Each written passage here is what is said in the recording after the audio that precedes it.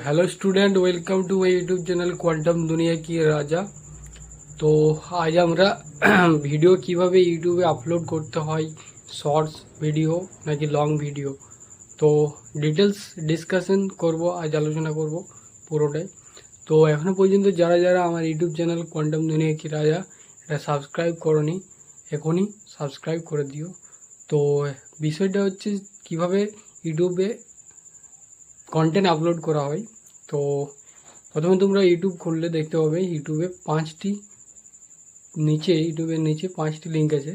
সেই পাঁচটি লিঙ্কের মধ্যে মিডিলে যেখানে প্লাস চিহ্ন রয়েছে সেটা ক্লিক করলে সেখানে তোমরা সরাসরি আপলোডে পৌঁছে যাবে। সেখানে তোমার আপলোড করার থাকবে ভিডিও, শর্টস এবং থাকবে লাইভ এবং পোস্ট।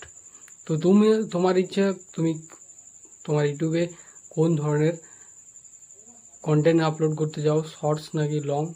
তো তুমি প্রথমে রেকর্ড করা থাকবে, সেটা তুমি আপলোড করতে পারো। শর্টস 30 সেকেন্ডের জন্য এবং লং ভিডিওর জন্য তোমাদের আনলিমিটেড থাকতে পারে।